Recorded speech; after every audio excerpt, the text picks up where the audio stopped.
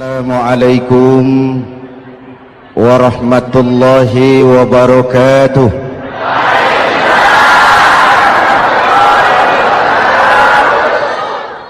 Alhamdulillah wassalatu wassalamu ala Rasulillah Sayyidina Muhammad ibn Abdullah wa ala alihi wa sahbihi wa mawala, amma ba'du. Saudara-saudara kaum muslimin di seluruh tanah air, Nabi Nuh diberi umur 950 tahun, berdakwah sepanjang hidup. 800 tahun beliau dakwah, dapat pengikut tidak lebih 80 orang, rata-rata 10 tahun satu. Yang dihadapi ini umat yang kurang ajar, bandel, bajingan, tengik.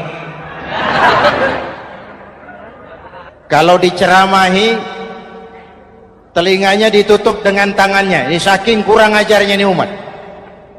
Diberikan dakwah, telinganya ditutup dengan tangan. Nabi Nuh ketika di puncak kesabarannya munajat, ya Rabb, bagaimana Nuh? Siang malam saya berdakwah kepada umat ini, saya sampaikan risalahmu, saya canangkan seruanmu, saya sampaikan ajaranmu. Inni da'autu qaumi lailan wa nahara, siang malam saya berdakwah kepada umat.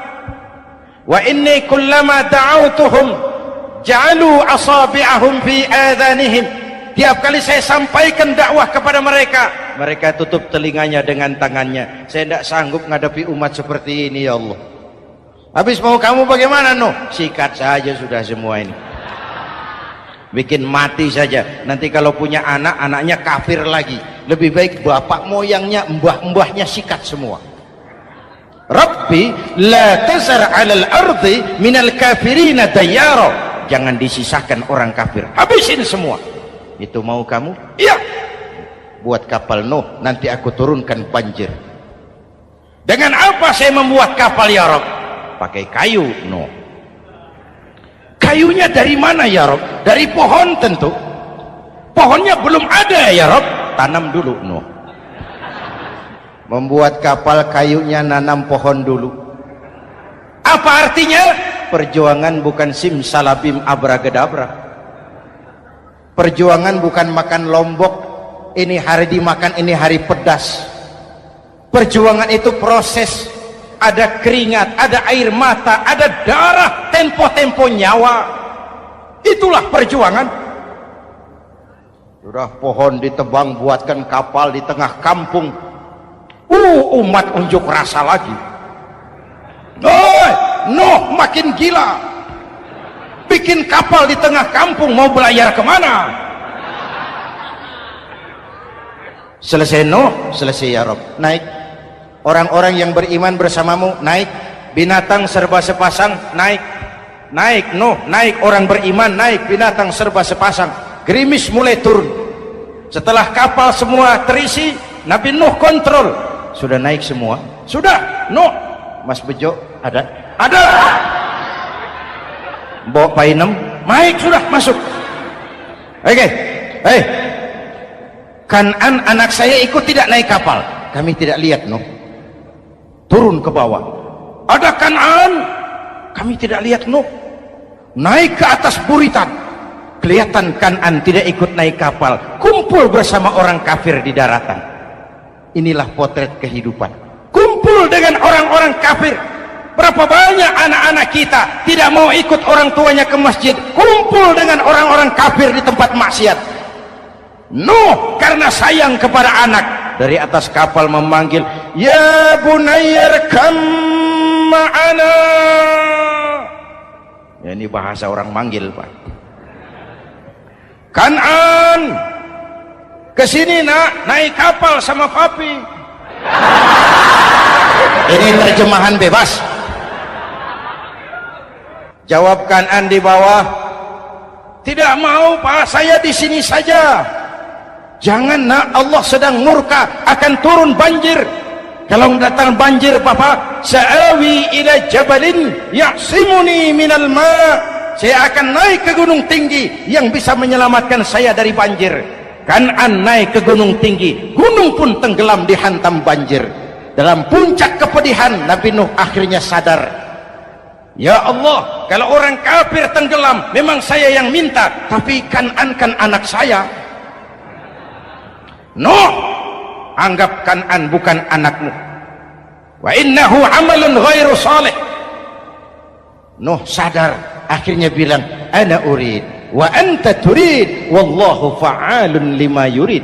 Aku punya kemauan, kau Kan'an punya kemauan, Allah juga punya kemauan. Kemauan Allah lah yang akhirnya jadi kenyataan. Nek sekarang juga kita ngadepi musim banjir.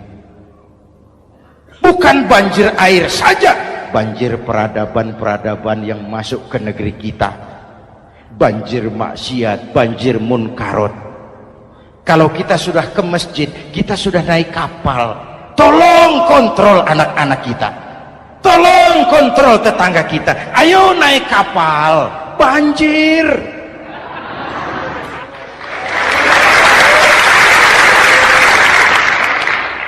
Ditutup ayat ini dengan wala'allakum tashkurun. Atas hidayah yang diberikan kepada kita, kita bisa melaksanakan ibadah Ramadan, bisa takbiran, dan diakhiri dengan ungkapan tasyakkur. Tasyakkur dan tafakkur, mensyukuri nikmat. Saya berulang kali mengingatkan, nikmat bisa berubah menjadi azab kalau kita tidak pandai mensyukurinya. Bayangkan Pak, tahun 87-an kita itu jadi negara yang berswasembada pangan. Beras kita cukup untuk rakyat kita. Sekarang kita jadi pengimpor beras terbesar. Kita beli beras ke Vietnam, kita beli beras ke Thailand, ke negara-negara yang lebih kecil dari kita. Kenapa? Karena sawah kita tanami gedung dan beton. La in syakartum la azidannakum wa la in kafartum inna adzabi lasyadid. Kalau kamu bersyukur, aku tambah nikmat.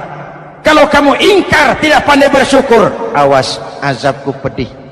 Maka ungkapan saya, orang kaya bisa masuk surga karena hartanya, orang kaya bisa masuk neraka juga karena hartanya. Syukur apa tidak syukur?